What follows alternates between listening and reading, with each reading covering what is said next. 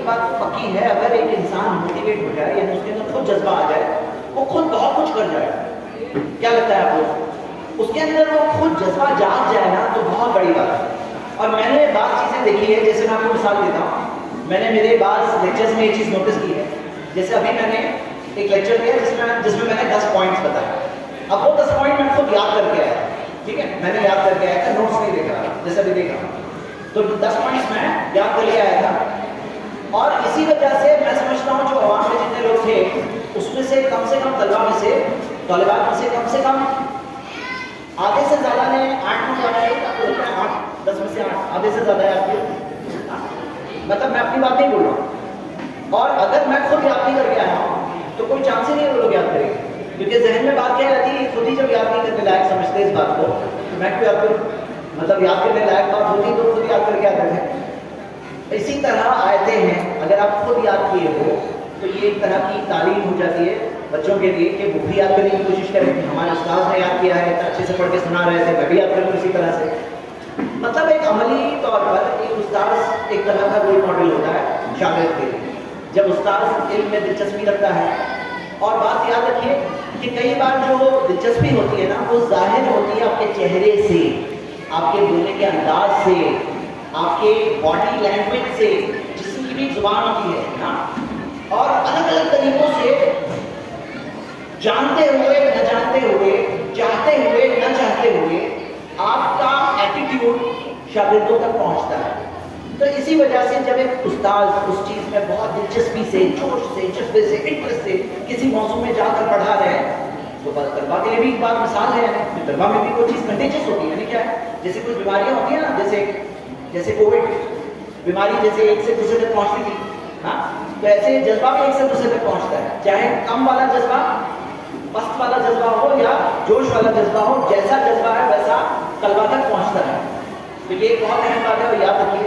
یعنی یقیناً جو طلبا صدقہ جاریہ ہے، کل ہم نہیں رہیں گے، اور یہ طلبا جو آج چھوٹے ہوتے ہیں کل عام طور پہ ایسا ہی ہوتا ہے کہ طلبا زیادہ جی لیتے ہیں استاد سے زیادہ. عام طور پر ایسا بھی ہو سکتا ہے کوئی پہلے چلے جائے استاد، لیکن عام طور پہ طلبا زندہ رہتے اور ایک طرح سے صدقہ جاریہ بن گئے.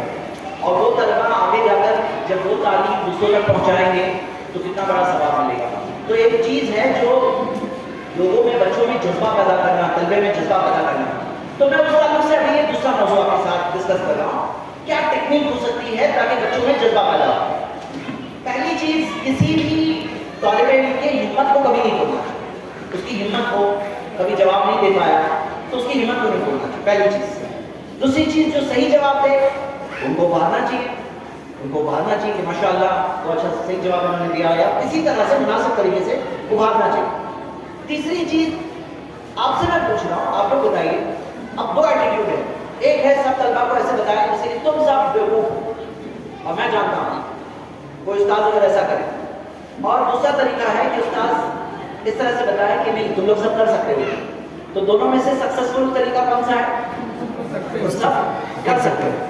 حقیقت یہ ہے نا کہ سب جیتیں گے تو استاد بھی جیتے گا، اور سب ہار گئے تو استاد بھی ہار گیا. ایسا نہیں کہ استاد اکیلے جیت گئے اور باقی سب ہار گئے. تو استاد بھی ہار جاتے ہیں جب شاگرد ہار جاتے ہیں، تو شاگردوں کو ہرانا نہیں چاہیے. اسی طرح کبھی کسی طالب علم کا مذاق نہیں اڑانا چاہیے. لا یسخر قوم من قوم عسى ان يكونوا خيرا منهم.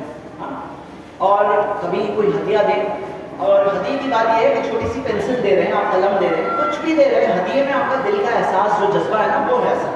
اور ہدیے سے محبت بھی بڑھتی ہے. اور بلکہ میں تو کہوں گا آرگنائزر اگر وہاں ہے تو ان کو تھوڑا سا بجٹ استاذوں کو کچھ نہ کچھ چھوٹا موٹا ہدیہ، تعلیم کا کل بچے کا دل زیادہ مائل کرنے کے لیے، اس کے اندر جذبہ پیدا کرنے کے لیے تھوڑا چھوٹا موٹا 25-50 روپے کا بھی بجٹ رکھ دو نا تو بھی ایک بہت بڑا فرق پڑے گا، میں سمجھتا ہوں. اور اگر کوئی استاد اپنی جیب سے خرچ کر سکے تو کیا بات ہے. اچھا آگے یہ بات میں کچھ آبجیکشن آ رہا ہے. اگلی چیز یہ کہ اس میں جیسے مثال کے طور پر چیلنج کرنا، طالب علم کو چیلنج کرنا. جیسے طالب علم اپنے کمفرٹ زون میں ہوتا ہے. دیکھیے کیا ہوتا ہے نا، ہر کوئی اپنی اپنی زندگی کمفرٹیبل ایک نارمل لیول پہ جینا چاہتا ہے، لیکن ایک ہوتا ہے چیلنج کرنا کہ اس کو چیلنج کیا جائے، کیا یہ کر سکتے ہو، کیا تم لوگ یہ چیز کر سکتے ہو. ایک چیلنج کر کے ایک احساس، ایک جذبہ پیدا کرنے کی کوشش. یہ ایک چیز ہوتی ہے جو بہت فائدہ مند ہوتی ہے کہ کمفرٹ زون سے باہر نکلے. وہ طالب علم بس آرام کے چکر سے